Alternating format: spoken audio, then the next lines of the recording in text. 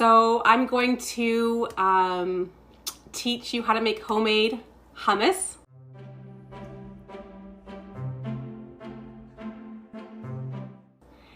And the reason I chose hummus is because a lot of people are stocking up on chickpeas, garbanzo beans, and I want people to know what to do with your dry beans as well as what to do with your canned beans as well, since there's a lot happening right now.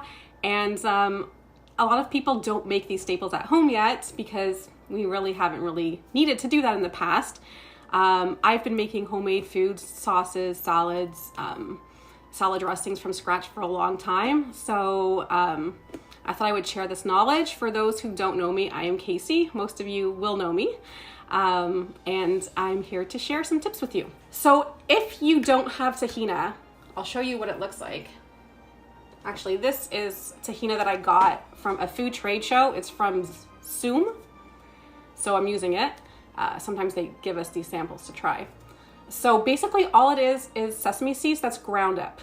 So if you don't have tahini, you just need to get some roasted sesame seeds or raw sesame seeds, grind it up in your food processor, and there you go, you have homemade tahini.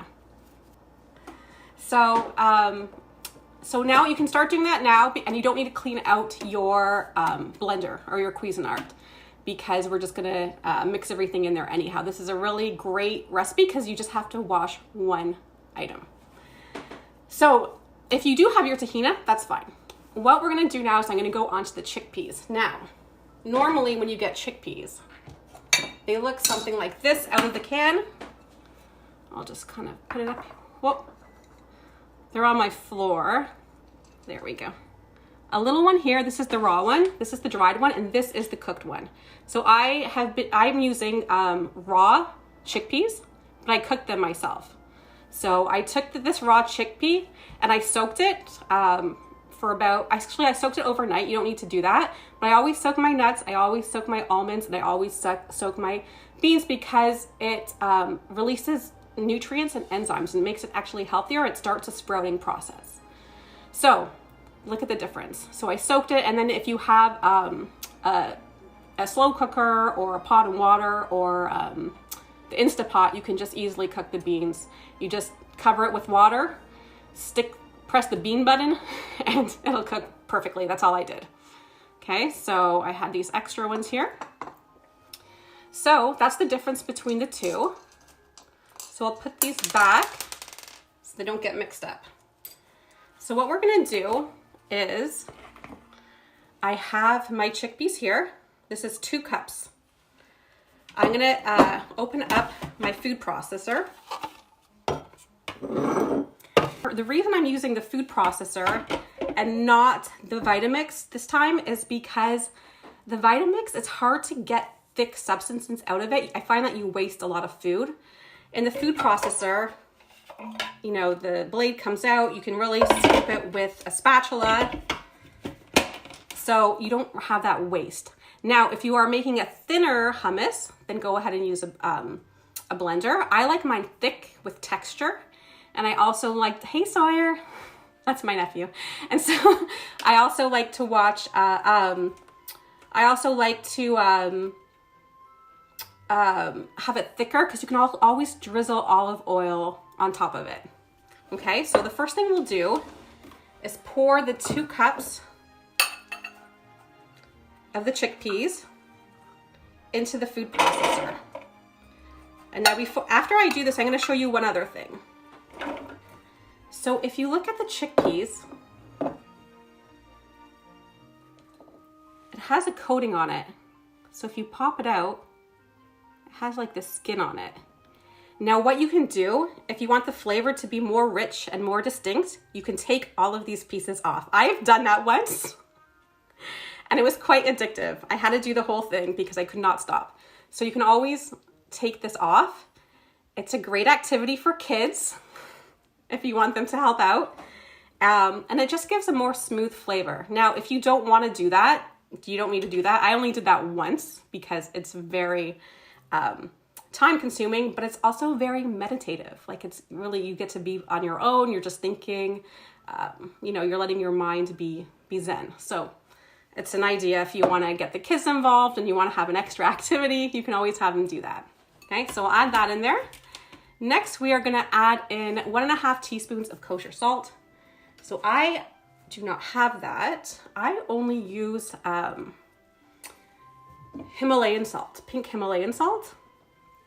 So since we're blending everything, I'm just going to put that in there. Okay, and you can always use, the idea is always to add less is more. You can always add more after. So if you don't love salt and you're like, that might be a little too salty for me, just do less. And then you can always taste. The key to this is taste all the time and add in more lemon if you want, add in more salt if you want. So you can always add in, you can't take away. We've all learned that the hard way. Okay, next we'll add in the tahini. So I'm gonna start by using the little packet that I got. And you're supposed to massage it first because basically, since it's just sunflower seeds, here, I'll give a little shout out to the Soom company. Since it's just sunflower seeds, it does separate. The oil separates from the nuts. So, okay.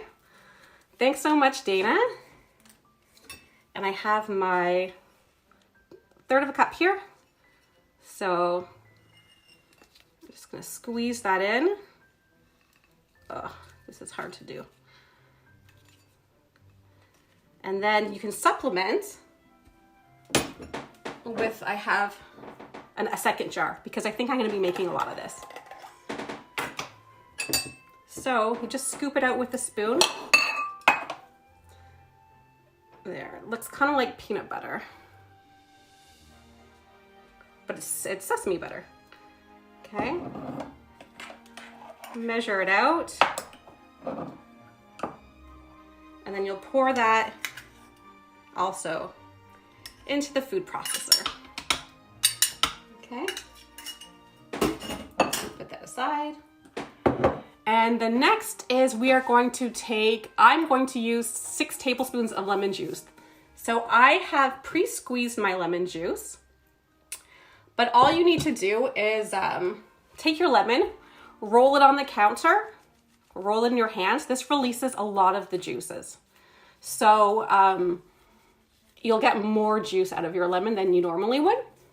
And then if you have something like this, you just cut it in half and you put your lemon in it and squeeze it, and it catches all the seeds. If you don't have that at home, then you can just do it through your hand. I mean, you're the only ones who are eating this anyhow, since everyone's in their own homes, but just squeeze it through your hands and you'll catch the seeds in your hands, okay? So I'm gonna take the lemon juice and I'm gonna do 6 tablespoons. I like it pretty lemony, so I'm gonna do all 6. If you're unsure, then you can always start with 4 and add. So 3, 4, 5, 6. And in my house, I always squeeze a little bit of extra lemon juice because I have lemon water in the morning. I also like to make my own salad dressings. So I have salad dressing as well. I sometimes use that for my acid instead of vinegar. So it's just easier than squeezing it every single time. So we have our lemon juice in there. And next, you might want 2 tablespoons of water. There is someone on here who's using a manual food processor. So the more liquid you have, the easier it will be to blend. So I'm gonna get 2 tablespoons of water and add it in.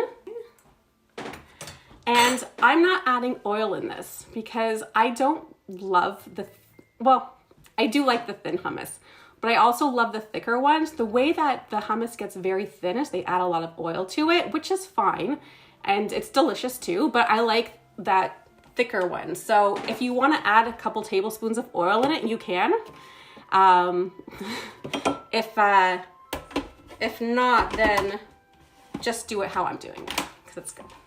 So let's see, we have tahini. Usually when I'm doing a class, I have people in the audience and they're like, Casey, you left out this ingredient. So I have to just double check with myself. Oh, the garlic, see? I have the garlic. So we have the garlic here. There's different kinds of garlic you can get. There's like different varieties. This one has more of a purplish tinge to it, and this one's more white. If you guys want to learn how to plant garlic, I can do that another time. It's very easy.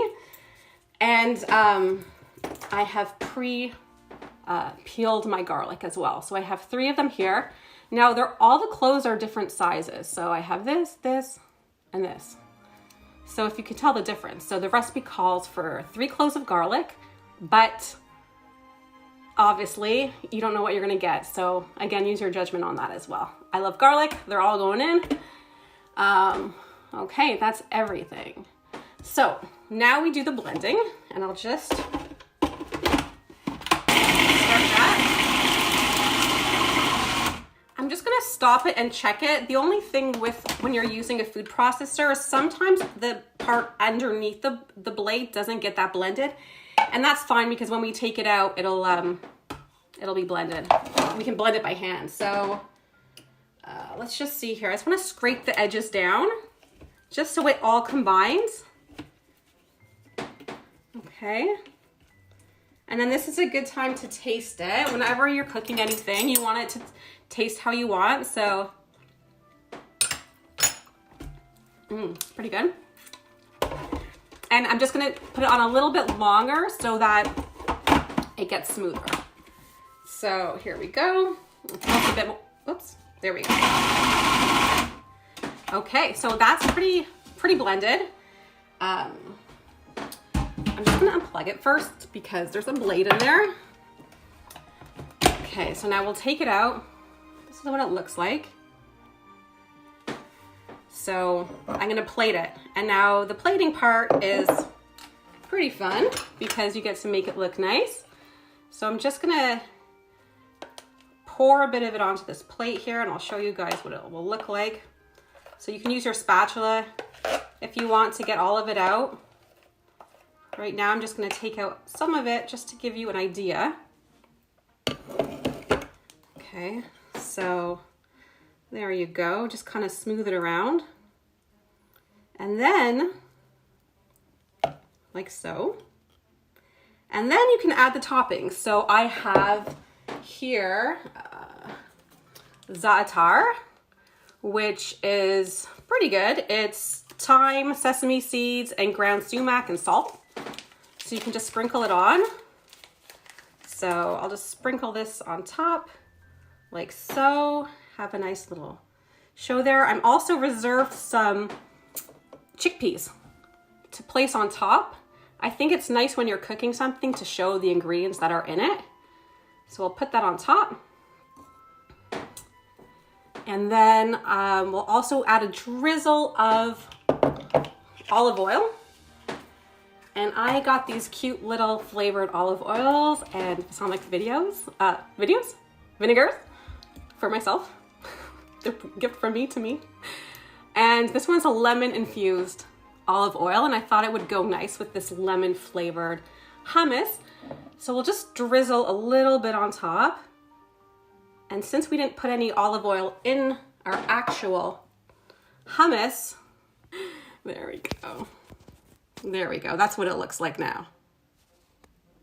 That's our hummus.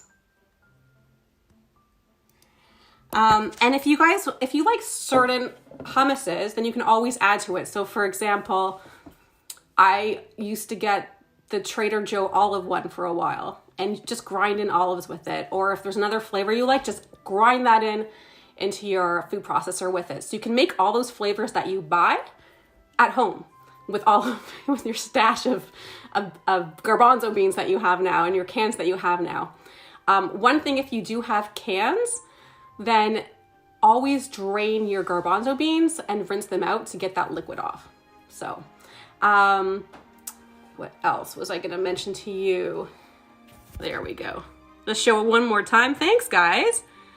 How many of you are you gonna try this at home or did it with me? Thanks so much for watching, and thanks so much for cooking with me. And let me know how it goes, because I want to know how it was at home for you, and I want to see your results if you have them. All right. Thanks a lot for coming in, everyone, and I'll see y'all next time. All right, bye.